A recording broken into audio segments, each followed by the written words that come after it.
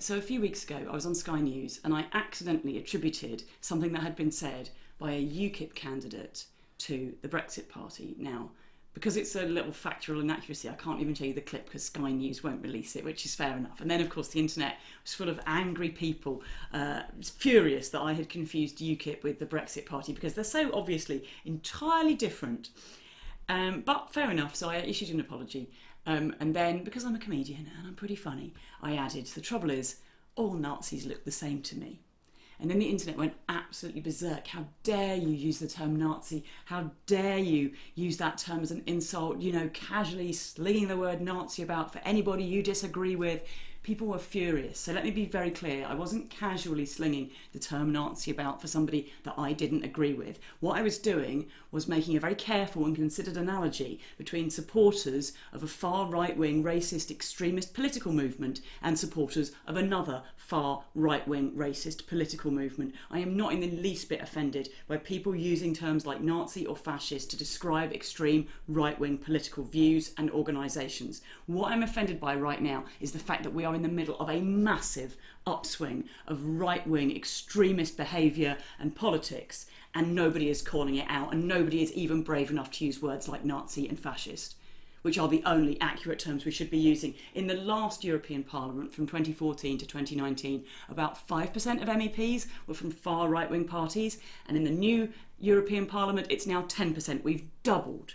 We've got a group of 73 far-right MEPs who formed a group. They call themselves Identity and Democracy. They are led by Marco Zanni from Italy's League Party. You can look up what they stand for. It's absolutely disgusting. It includes Marine Le Pen from France's National Rally Party and her colleagues. It includes the Freedom Party from Austria. It includes Alternative for Deutschland, which is a German right-wing extremist party. It includes a group called the Finns from Finland, who are an extreme right-wing Finnish political organisation. And in the last parliament, they actually allied with a different right-wing organisation you might have heard of called the Conservatives.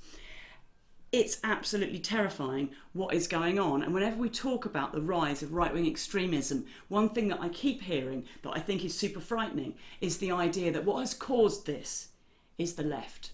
All those people demanding equal rights and justice, you knew there'd be a backlash, as though somehow I should feel embarrassed or ashamed for asking for equal rights for me and for other people in our society, and I shouldn't. And I shouldn't feel like I have to back off so as not to incite right-wing extremists. What I should do is I should fight harder and challenge those extremists and challenge them in the strongest possible terms. And we have to challenge as well this insidious extreme right-wing ideology that is creeping into our media and our rhetoric. And one thing I keep hearing when I talk about equality is, is it about equality of opportunity or equality of outcome?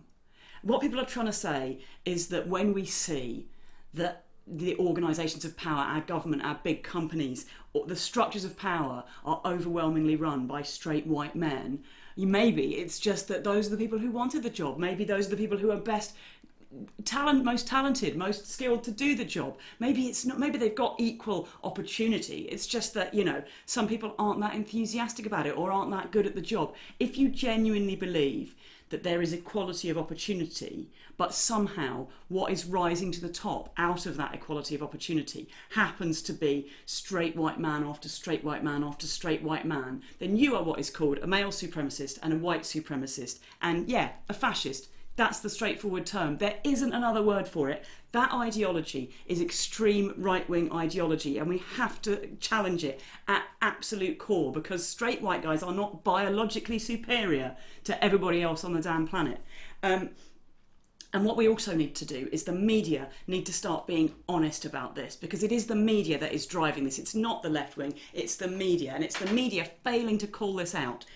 Last week, Italian police raided some far-right extremist groups, and they seized combat-ready air-to-air missiles. I'm going to show you some pictures of what's been seized. There's lots of weapons, lots of neo-Nazi,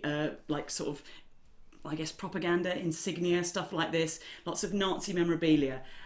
This was seized last week in Italy, and I bet you didn't even see about it because it wasn't on the front pages of the newspaper. It wasn't given any significant coverage in the major newspapers. Can you imagine if air-to-air missiles with this level of sophistication had been found in the possession of brown people? Oh, for God's sake, they would have absolutely hit the fucking roof. It would have been on the front pages of every newspaper up and down the country. There is a rise going on in some ideology that is absolutely sickening, and we're not owning up to it, we're not challenging it, and we're not using the right words for it. You know, it's neo-Nazism, it's fascism. We have to see it, we have to admit it, and we have to start taking it on, because otherwise it's going to get worse.